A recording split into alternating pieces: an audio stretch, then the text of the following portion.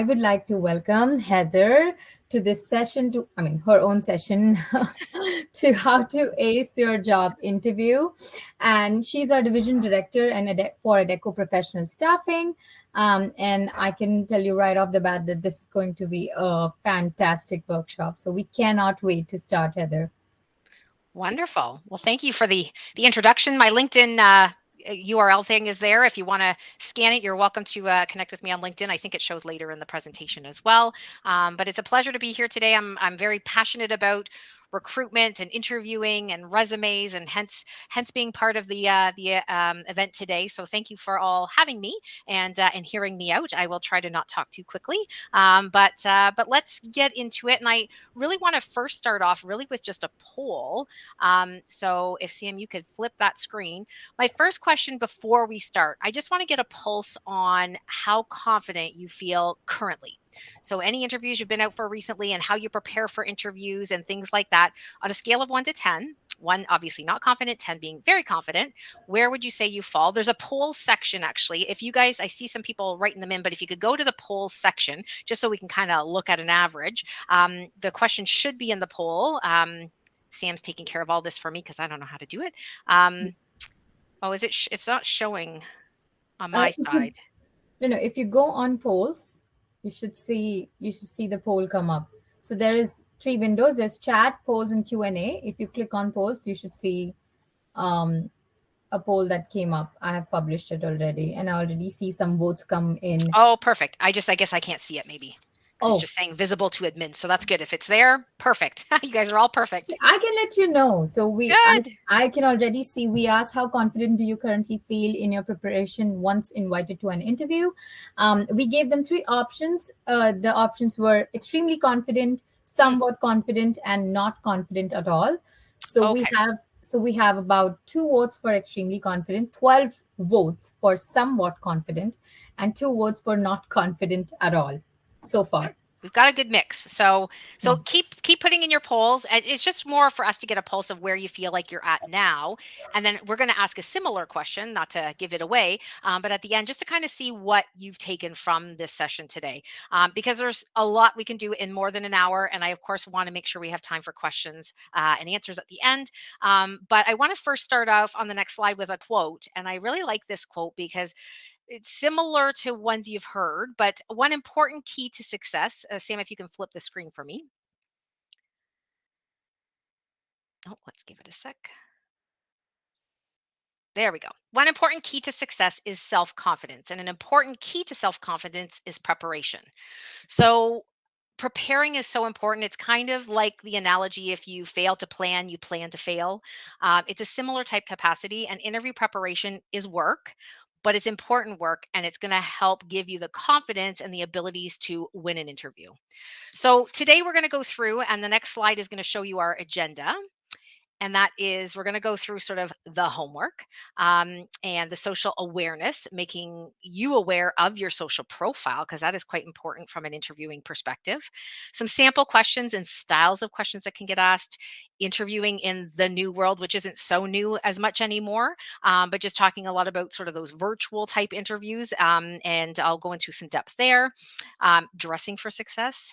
Again, first facial presentation is going to be a key as well. Some general and virtual interview tips, and then of course we'll do some recaps and questions at the end. So there's lots to cover, so I will try not to go too quick, but quick enough that we can get through to some questions. So if we could go to next. Yes, so you're going to start with homework. You've got the interview, you won them over with your resume and your pre-screen call. Now what do I do? So you want to research the company. You want to know as much as you can about the company, and this does not mean regurgitate the website and memorize the website. Be able to tell and answer questions like, why do you want to work for us? Or why did you apply to our company? Or what entices you about us? You got to be able to answer that. It's surprising where individuals will interview and say, "Oh, I think you're an insurance company," and they're not, as an example. So companies are usually proud of themselves and proud of accomplishments or wins or what have you. So please just make sure that you research the company to be able to have talking points to that. Review the job posting or job description. Review it. You applied because you read it and you believe you're interested, but review it before the interview. Likely nothing has changed. So just refresh yourself on what they're looking for, what some of those key characteristics were they were asking, the responsibilities, so that you can tie your answers and responses to relate to them and provide examples in a capacity. But also research yourself. I know that sounds silly, but review your history. A lot of times we do what we do and we know what we do, but to talk it through is difficult. Remembering when we what we took in school, what, those different soft skills. Again, refresh on yourself and refresh with what's on your resume, because that's what you're going to have to talk to. On the next side, so again, the company homework, when I say that is, as I said, research the company, but you also want to look at, maybe who's the recruiter, who's the interviewer.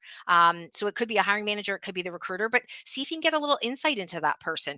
If you can find them on LinkedIn, I wouldn't necessarily invite them to connect at that stage, but if they have a picture, it's going to give you a visual in advance, so you might feel a little bit more at ease when you meet the person live.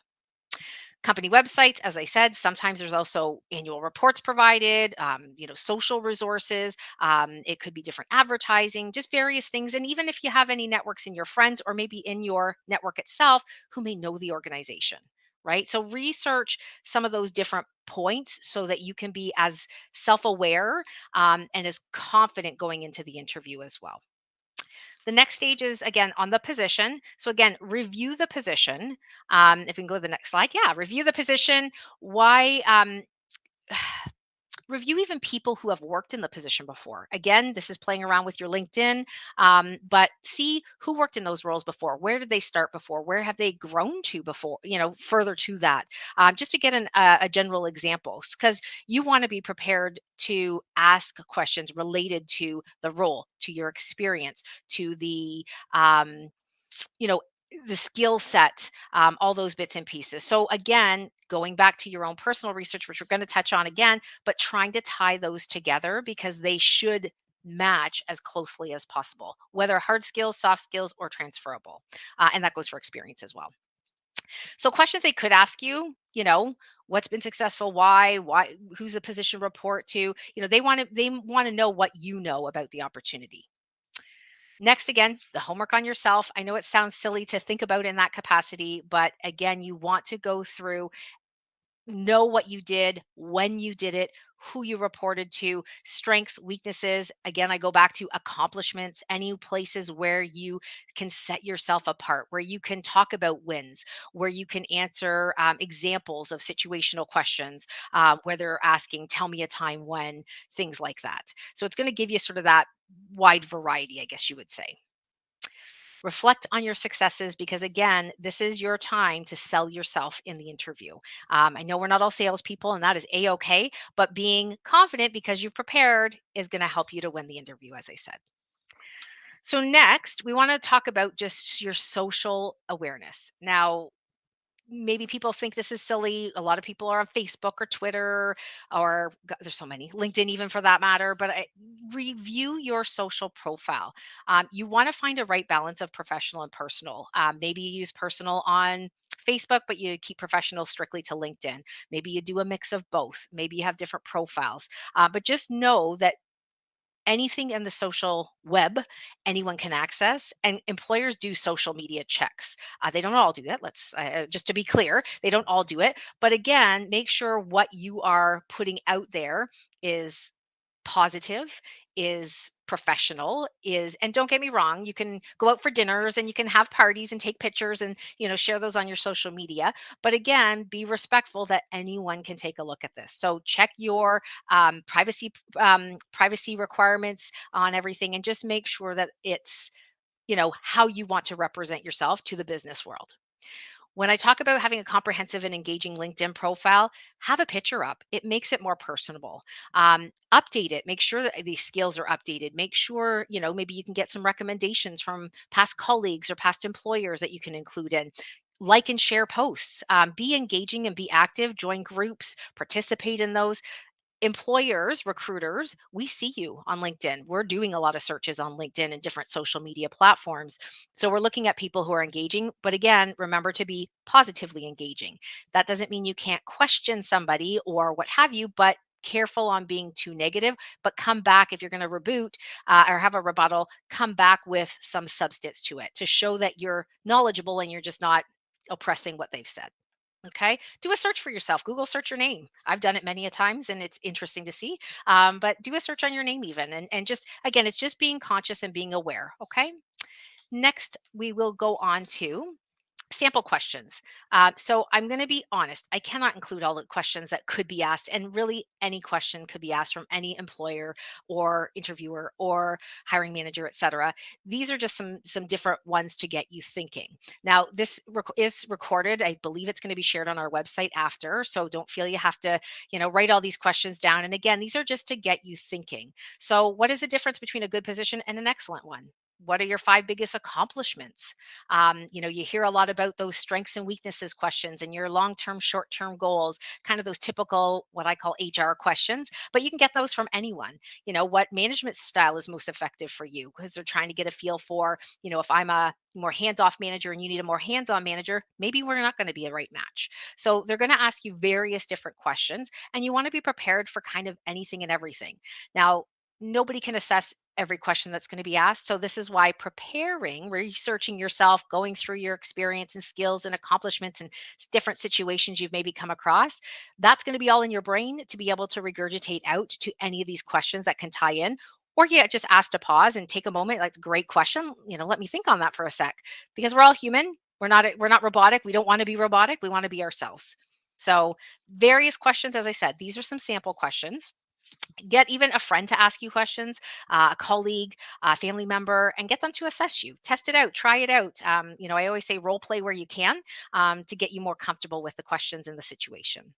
If we go to the next slide, this is just some sample questions on behavioral and situational questions. So you can get to ask these in any types of roles. You hear it a lot in customer service. Tell me a time you dealt with an irate customer. But this can be in any position.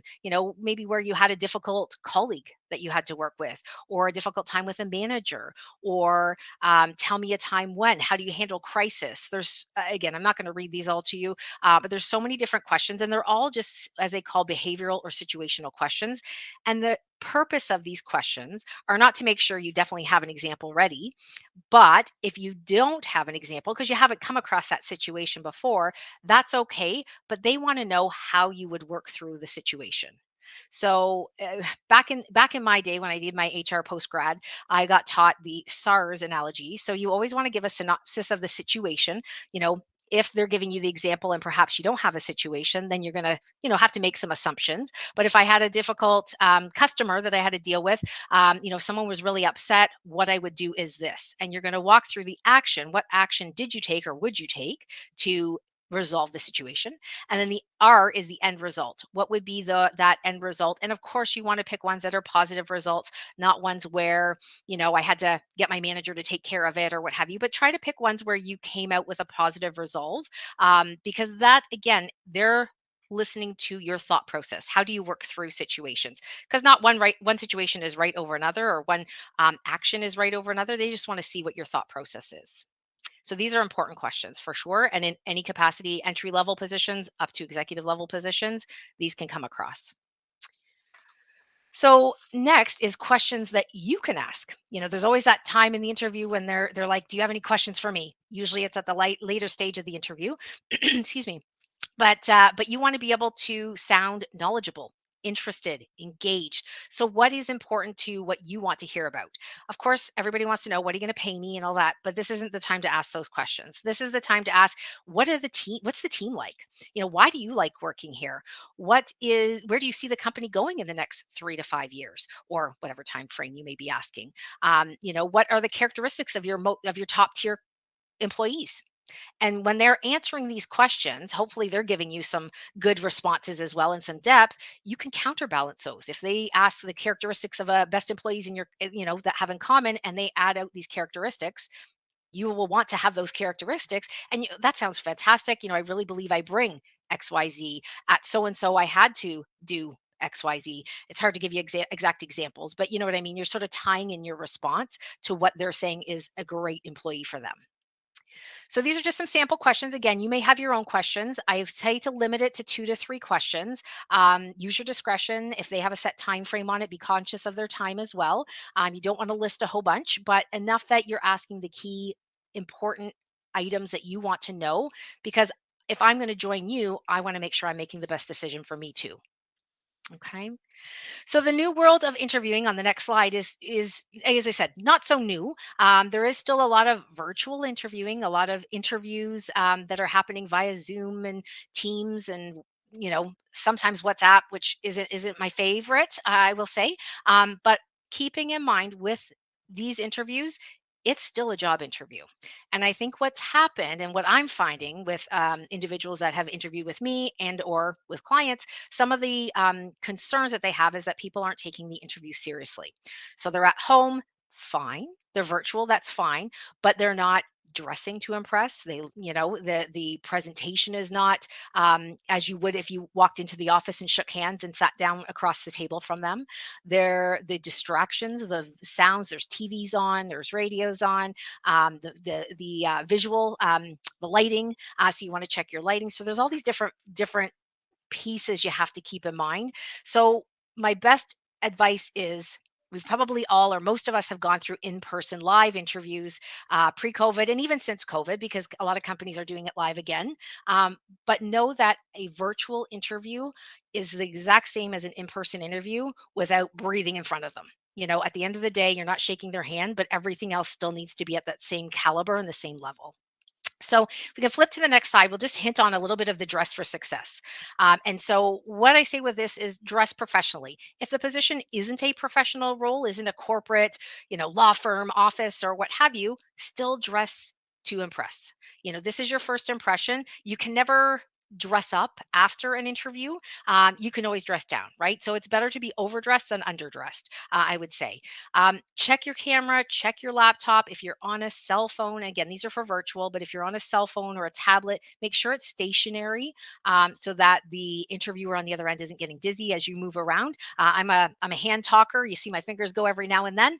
So something like that, it'll move all the time. It'll make people dizzy. So something to remember, and also to remember when you stand up. Let's say something happens, your power unconnects, you have to stand up. If you're in shorts and the rest of you is in a dress attire, it's going to show too. So just to be conscious of all these items. So as I said, dress like you mean business, excuse me, and want the job. So we'll go to the next slide. I'm going to take a quick sip because I think I've talked too much today. What to have with you. So again, I would also say this similar to in live person interviews or virtual. Have your resume with you. Have it printed off. Now, if you're in a live interview, you maybe don't want it in front of you, but one to be able to offer to the individual interviewing you. If you're on a virtual interview, still have it handy in case you need to have a look at it. Now, you do not want to be reading it. Of course, you should know your experience and your skill set, but just if it's a sense of ease, then you certainly can look at that as well. Okay. Have a pen and paper handy. If you have some pre thought out questions, have them there and it's okay to read them. But still, again, the whole impression of in person or virtual interviews is to be engaged. Have a conversation. That's really all it is a conversation, right? So you want to make sure that you're showing your interest and engagement with eye contact and everything as well. Okay. Also, may sound silly, but have the names of the people you're meeting with near you, assuming you have all the names, and you may get introduced to other people you have not been aware of in advance, but have the names because surprisingly a lot of people will use the wrong name. It happens, so just have it written to the side of you or somewhere nearby, so if you draw a blank, you can quickly just look at it and not offend the interviewer or the individual that's having the meeting with you. Most importantly, on the next slide, I cannot stress this enough, is in any interview you have to be yourself. They are hiring you for you, and hopefully you're joining them for them and how they've represented themselves. So it's so important to be, show your personality, show your enthusiasm, show your positivity, your smile, your engagement. Let them know that you're interested, and you can do that without saying, please give me this position. You can do that with your engagement, with your smile, with your energy, with your engagement in the interview questions as well. So just, you want them to hire you for you, so just be yourself. Okay. And yes, you do have to put a sales pitch on, but again, you should be confident because you've prepared.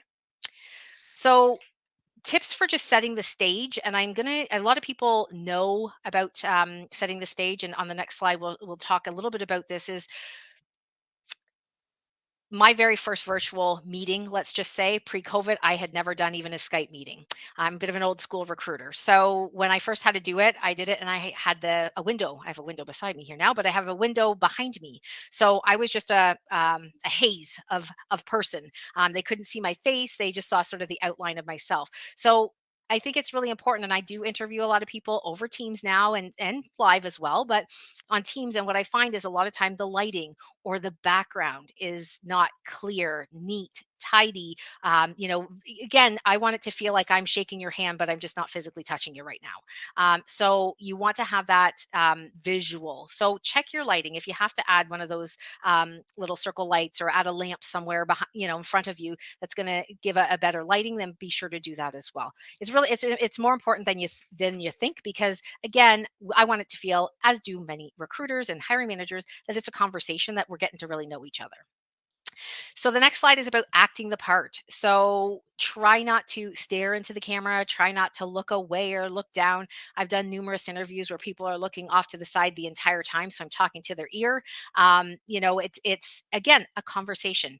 It's like talking to friends on Zoom, but again, in a more professional capacity, I would say.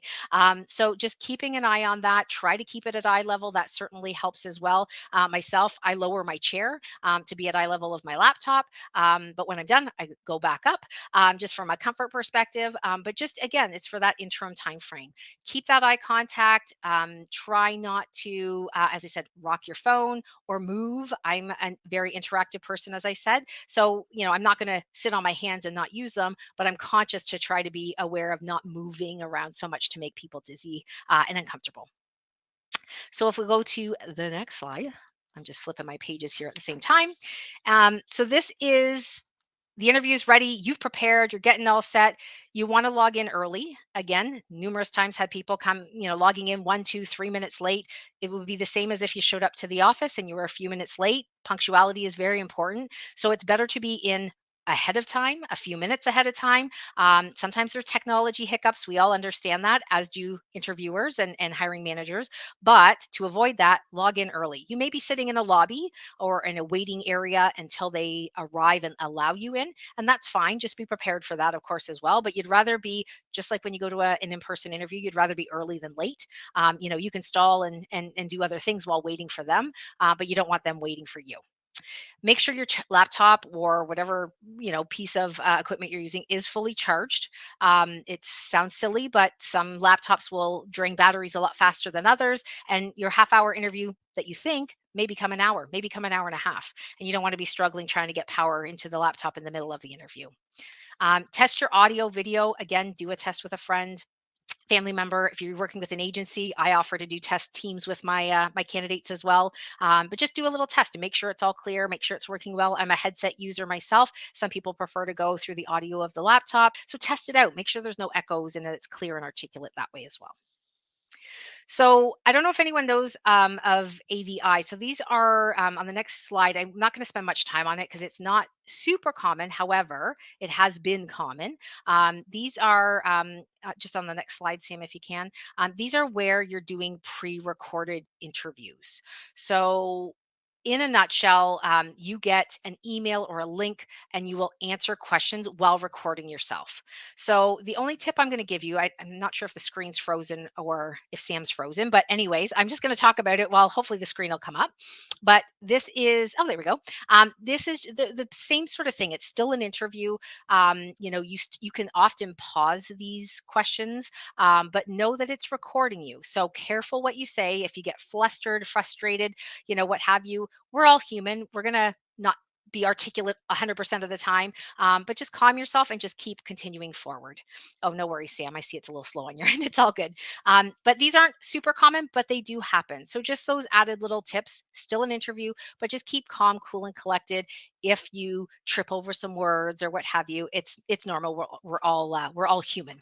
Okay. So I want to just do a quick recap. So that's if we just slide forward, and the quick recap is going to be mostly on the tips, top tips and things like that. So actually we can skip this page as well. But really, again, Do your homework. It's work looking for work. It's work putting your resume together. It's there's lots of work involved for sure, but it will all be worth it when you get that and land that dream career, job opportunity, etc. So do your homework. Practice makes perfect. Role play with friends, family members. As a agency recruiter myself, I will role play with you. I'm happy to do that. Dress for success, dress to impress. Arrive early. Know the names of the people you're interviewing with. You don't necessarily have to know their last names, but at least have their first names, so that you can, greet them equally as well with their first name. Have copies of your resume handy, in person or virtual. These are all sort of in person or virtual, I should say. A notepad and pen ready, just in case you come up with something, you want to write something down really quickly, or you need to go back to something. Um, it sounds silly to say, but number 8 is incredibly important. Listen to the questions being asked. Sometimes people get ahead of things. The question's halfway asked and you're already formulating the answer in your mind. Listen to the question fully so that you're answering it fully. It's easy to go off on tangents and start going on this trail of thought, but if it doesn't answer their question, that can be concerning, right? They don't know if you've listened. They don't know if there's a communication barrier. Just listen to their question. You can pause, you can breathe, and then answer their questions. Elaborate on your answers wherever possible, even if you don't think it's possible, like strengths. If they ask you your top 3 strengths or your top strengths, you can list off, I'm hardworking, loyal, and dedicated. Those are awesome traits. However, if I gave examples as to why I would say that's one of my top strengths, the example is going to give more substance to explain that not I'm just not using adjectives. I actually believe it and I live it, I breathe it, I do it, right? It gives more proof. Focus on accomplishments where you can. If you have accomplishments, whether it's won an award, you got a promotion in a short period of time, revamped the filing system and made it more effective and efficient. I use that one often for administrative professionals. But things where you've maybe saved them money or had any sort of achievements or accomplishments that are going to set you apart from the other interviews being held. Be honest, of course, be honest. Do not lie. Don't oversell yourself, but yet still be confident, confident in learning and maybe examples of how you've learned new systems before or new protocols. Be enthusiastic, be smiley, friendly, articulate, positive, confident. They all kind of go together, because tone is so important. This is why emails are not always the best to communicate via, and text, because you can't read tone in either of those. But in an interview, virtual or live in person, you're seeing the smiles, you're seeing the tone, you're hearing the smiles for that matter. And it's a lot different from that perspective. But also have some questions prepared for the interviewer as well. So that's, again, you may come up with different questions as the interview is proceeding, but have some pre-planned just in case, because they may answer some of your questions too. So just I always leave the negative to last, but what to avoid is on the next slide. And that is, again, we're going to go back to the presentation. Poor personal appearance, lack of interest and enthusiasm, criticism of past employers. Often they ask, why did you leave your last employer? And maybe it wasn't a positive experience, but you always want to take the good out of the bad. If you're bad mouthing me and our company because it didn't work out, you were let go, what have you, what are you going to say about them, right? So keep it into perspective. Try to still keep it positive. It is what it is. Our history is our history, but we're taking the positives out of that. Don't be late for the interview. Give yourself lots of time, whether you're traveling, whether it's a virtual meetup or what have you. Don't be over aggressive, conceited, also known as cocky, overconfident. You want to provide detail, be articulate, clear, detailed, and as I keep saying, is give examples where possible, because it just gives a lot more substance to a standard interview.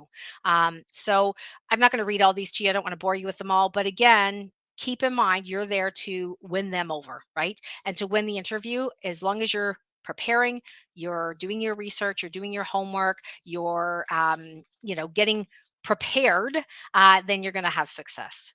So I know I've jammed a lot into this, and honestly, I could go on and on and on about so many other different tips and tricks. When you are partnered with a recruiter or a staffing firm, the one thing I can tell you is that often you're going to get added support in the interviews they're representing you for with their clients. A lot of us have worked with clients for years, and we know their interview style. We know their what to expect. Now, we don't know exactly the questions they're going to ask, but we can give you lots of those extra tips and tricks to help you win the interview too. But you have to also work with us to allow us to help you. So I know numerous times I've offered help. I've said, let me know when you're available. And then I don't hear back from the individual. And sometimes they still do great, but sometimes they don't, right? So let us help you. Utilize that added service. It's a free service. We're here to assist you, but we of course want to make the placements with our clients because they've hired us to find great talent like you in the markets. So we're going to flip ahead. I'm going to open it up to questions. And then, of course, we're going to ask that question again. So, Sam, if you could help me with all the questions that have come in, and of course, if you have additional questions, keep them coming. Yeah. So I think I'm going to go right up where we had the first question Sure. from Jane. What if we weren't told who the interviewer will be? Oh, that's a great question. So, what I would just say, I presume this would be a virtual interview. If you're going to get an email link, it will come from someone. In most cases, even if it's like an HR coordinator or something. Um, that's a great.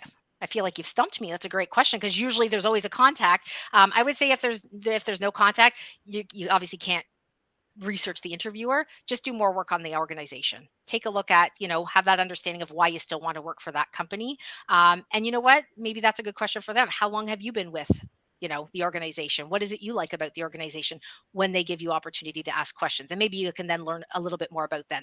Hopefully, whoever that interviewer is, hopefully they will at least introduce themselves, their title, who they are, what they do, and maybe that'll give you a little more insight. But yeah, I've not heard it where they don't give you a name, so that's a new one for me. But yeah, I would just still do all the other research, prepare all the other which ways, because if they don't provide you with that information, what else can you really do, right? Um, so I think yeah, that's a great question, a great question that I've not heard of before. So there you go, we know now. Another one is from Jane again. What does AVI stand for? Oh, so that's it's a strange title, but it's like acronomious video interactive. It's like just think of it as like a video interview, but a recorded video interview. So you're not talking live with me, for instance. It's just um, here's the question, and then you answer live, recording yourself. So it's kind of like it's almost like a pre-screen, I guess you'd say in a way. Very few companies do it. However, some do. That's the only reason I mentioned it today. But it's more based on here's a question, and then you formulate your answer, you hit record, you record yourself, interactive as you were talking to someone, but nobody's actually there. And then you stop it, then you listen to the next question, and then you same thing, answer that question, record it, stop it, go to the next question. I'm not a fan personally because it's so impersonal, but it's a way that sometimes companies will do a pre-screen. Okay. And then Manzi asks, what if you don't know the answer for the Excuse question me. when it is a selling question? Meaning, what if you don't know the answer of the question that is a deal breaker question? Um, so I don't quite get the question. So if you don't know an answer to a question, so most of the questions are about you, about your experience. So if maybe you haven't come across that experience before, they ask you, tell me a time you dealt with a difficult boss or something, and you just really haven't had a difficult boss, which is awesome. You could just say, to be honest, I've never come across that situation before. However, what I would do, assuming she was difficult because of XYZ, you kind of have to make some assumptions and then role play through what you would do. What I would maybe try to do is try to have a conversation, schedule a one-on-one meeting with the manager to maybe discuss why I'm misunderstanding some of his or her communication. Again, I'm role playing the question because I don't really know, but there's no question you can't really answer. You just maybe don't have an exact example of that situation. This happens. I have a position right now. Client is looking for junior level bilingual talent for customer service, and they're asking them situational questions, whereas a lot of them haven't gone through any of these situations before. But the purpose of their question is what's the interviewee, what is your thought process? How would you work through a situation? They just want to see how you think. Like I said, do I give up and just pass it right to my manager and escalate it right away? Do I run off to the bathroom in tears? What do I do? So they just want to see how you work through situations. So is it a deal breaker? that would be dependent obviously on the interviewer. I always say if it's meant to be, it's meant to be, and not everybody's going to get the job. But as long as you've done your best and tried your best and tried to give as much detail and examples where you can or work through situations, you've won the interview whether you get the position or not. And then we have another question in our Q&A section from somebody anonymous. They ask, is it a good idea to talk about adult diagnosis of ADHD during the interview? So if you need special accommodations for any disabilities or any situation such as that, it's really up to yourself. You do not have to legally disclose information. However, if you need accommodations, the employers are required to provide accommodations. So because yeah, like it's such a general question, but yeah, it's really up to yourself. You may choose to disclose it in the initial interview. You may wait till later. It shouldn't pose a problem unless the job itself has any impact. So I to be honest don't know a lot of different disabilities, but I know um, not me personally, but a personal family member I have in my family has oh my gosh, I just drew a total blank on you guys. I'm so sorry. Has epilepsy. I'm sorry, that's the word I'm looking for. Epilepsy. And so with certain screens or certain visuals, they can't stare at the screen. They can't work on computer screens for long periods of time. But if they have a special screen added to the front, they're a-okay. There's no issues. It doesn't impact their epilepsy. It won't cause seizures and things like that. So things like that they can make accommodations for. But if they're not told, they won't know. So you don't have to necessarily disclose it at the beginning. But if it's something that's going to impact, let's say you're having a virtual interview and you are needing wheelchair accessibility, if it's not clear where the office location is, or do they have stairs, do they have elevators, you could ask those questions. I require accessibility. Can you confirm that you have that accessibility for the you're on floor 4, that you have an elevator? Ask whatever. And I'm sorry, there's so many different examples I could give for different disabilities and requirements, but that would be up to you to disclose, and it's your right to disclose or not. But just know that you can't expect them to know if you don't tell them. So keep that in mind if you need special accommodations. Awesome. And then I think Zarka asks, how do you help people with disabilities? And I'm thinking you sort of already answered that question. Yeah. Yeah, so I'd say it'd be very, very similar. Now, if you need special accommodations, like, there's a lot of different, like in our office, as an example, it's accessible, wheelchair accessible in Toronto anyways. I'm based out of the Toronto office, so I can only speak on that behalf. But if you're talking about coming into our offices for interviews, outside of that, usually we're placing you with our clients. So we would need to be asking those accommodation requirements of our clients, if it's a temporary or permanent position. But again, you'd have to disclose that to us so we know to ask.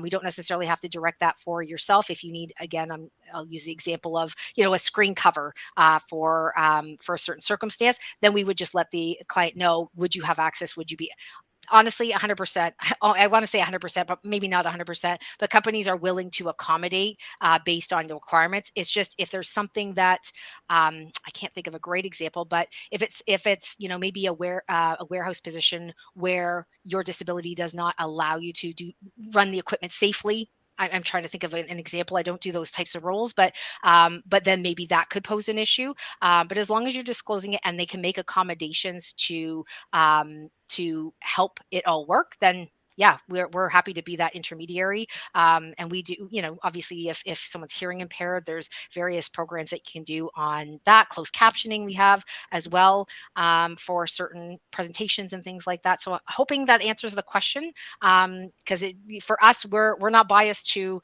if you have a disability or not. We just need to be aware so that we can help work with our clients to get those accommodations set up for you.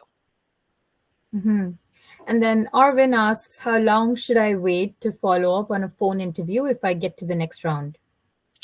Usually after a phone interview is often like a screen, not always. Sometimes they'll just do a phone interview and that's it. But often the recruiter or hiring manager, whomever you're talking to, should be setting expectations of, we'll get back to you. I'll use an example. I had a phone screen with somebody yesterday and I told them that because I had this today, I'd be getting back to them tomorrow. So I've set the expectations that even if we're not moving forward with the individual, I'll let her know by tomorrow. So they should be doing that, but in all reality, a lot of them don't. So I would just say, you have to be fair. when they close the interview, I call it closing the interview. When they're wrapping things up, they usually thank you for your time, and oh, we're still interviewing people in the next couple weeks. We'll be getting back after that. If they say next couple weeks, wait a couple weeks or wait a week and a half and maybe reach out. And one thing if I could suggest after the interview, as long as you have like their email address, or if you're working with a recruiter, send it to your recruiter, but send a thank you note. It has gone by the wayside. It used to be very, very common that you did a hand to paper thank you note, you dropped it at reception to pass along. Obviously, that's old school, but a lot of employers appreciate the thank you note. Now, the thank you note should not take long. It shouldn't be super long. It's related to the interview. I could go on about this for a long period of time, but just thanking them for the time. Check your spelling, check your grammar, check you spelled the interviewer or hiring manager's name correctly, and the business name correctly, because I've seen errors in those before myself as well. But that goes a long way. It sets you apart because not everybody does those thank you notes. Even if it's a shorter temporary position and you've interviewed for it, temporary, contract, permanent, again, set yourself apart. And I'm so sorry for the disturbance. There's a construction going on. No, that's okay. And then Eva asks, what type of questions are appropriate to ask the interviewer when they ask, do you have any questions? And I think you covered it in the presentation Yeah, already. yeah. No, for sure. I think it's still important. So sometimes throughout the interview, you may have questions that come up, right? As they're talking and you're like, "Ooh, that I have some more further questions." So make note of those. But to prepare in advance, you want to ask questions that show your interest in the opportunity, in the company, the team, the fit, the things that are important to you. So I usually try to say questions like, what could, if, assuming hoping that I'm the selected individual for this opportunity, what could I do in the first few weeks to make myself successful or to get myself up to speed in a quicker fashion? Are there, what are the team dynamics? What are the personalities of the team I'll be working with? Because you also kind of want to get an idea of who are my colleagues going to be, right? You're not necessarily meeting them, but get that fit feel, right? What is the manager's, if it's not the hiring manager, what is the hiring manager's management style? Or where do you see the company going in the next 3 to 5 years? Because they want to know, they're hoping you're going to be there the next 3 to 5 years, but you also want to know, are they going to be here in the next 3 to 5 years, right? So just getting some general, they're showing your level of interest in the company, interest in the commitment, interested in the fit, the environment, all those bits and pieces. So yeah, there's tons of questions you could ask. You just want to limit them though. I always say don't ask them a ton. Be conscious of their time, but I'd say like 2, 3 questions. And who knows, it may evolve to more, may evolve to less. But yeah, you kind of go from there. And then there's one question in the Q&A section. Mhm. How to follow up with the interviewer after our first interview, post we didn't get a call. So same thing. I would still do a thank you note if it's been a bit. Um, Use your discretion, obviously, because if it's been weeks, they've probably interviewed a bunch of people and they may not remember you. But I would just say, with an after interview, again, that's a piece that will set you apart from others. So try to do that. Email thank you like within 24 hours, like after the interview. Um, if it's been longer, use your discretion, and maybe revert back, thank you again for taking the time to meet with me on Friday, September 15th, whatever the date was, for the ABC position. Because again, recruiters could be interviewing for multiple positions. Hiring managers, also maybe recruiting for like interviewing for multiple positions. So I would try that. It would be lovely to say that everybody sends you a response that you've been rejected or not they're not moving forward in the process. Unfortunately, a lot of people don't. And I understand why. It's a busy market, busy, lots of people looking for work, right? But I say, send a follow-up email, maybe not necessarily a thank you note if it's been a week or 2 weeks. You can just do a general nudge like, I remain interested in the opportunity, wanted to see if there was anything further I could share regarding my experience that may help me move forward in the process. Short, sweet, to the point, because they're busy. But articulate and clear and clean is most important. And I think that's it for the questions, Heather. All right, no worries. Well, if there's any questions that people come up with later, that's a-okay. But if we can just go to the last slide is just that question all over again. So I'm hoping, and again, I know it's a lot to punch out at you guys and everything, but I'm just curious after hearing the session, hearing some of the Q&A, just what your confidence level is now. Has it increased? I know some people were already at a 10, so I'm sure they're all good. But those that weren't at a 10, how confident would you say you are now in going and preparing for your next interview? So if you can go back to the poll one more time, and Sam will take a look at that. So again, just in the polls, and then Sam, if you want to Yep. just move Yep. to my last page as well, and then they've got because I think it's got my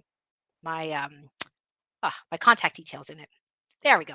So just while you're doing the polls, if anyone does want to connect with me on LinkedIn or go to the Adecco website, Adecco has, I saw someone, I need a job. How do I get it? Go to the adecco.ca website. You can run a search for opportunities there. Please know the website is ever evolving. We are getting new positions in all the time and, of course, filling positions. So they're coming down.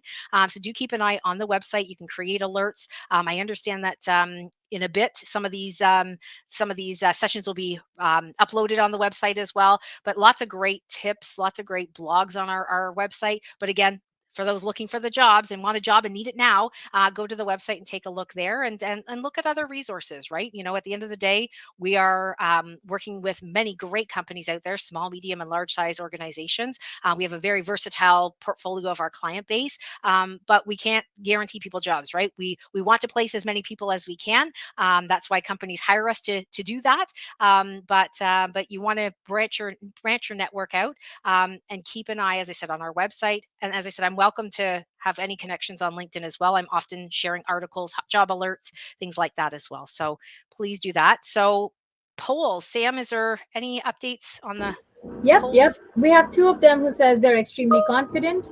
There are 14 votes that says better than before, and then Okay. there are three who says still the same. Okay.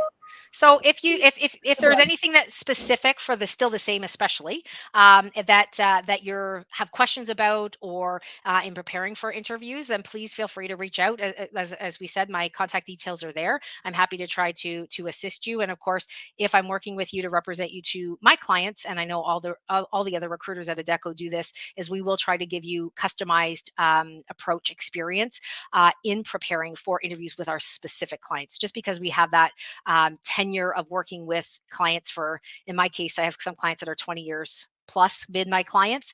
Not that I'm dating myself here now, but again, we get to learn their style and process and kind of what to expect to try to help you in your preparations. Awesome. Anything else? Any other last minute questions that came in? I know we have till 3, and I'm happy to stay on and answer questions if there's other questions in that pop in. I think that's it. And for the chat, in the chat, I've put in a LinkedIn detail and a work email for Heather. If anybody's comfortable clicking on the links, then Help yourself. Yeah. scanning the QR code. So that's there, and I'm gonna pin it to top.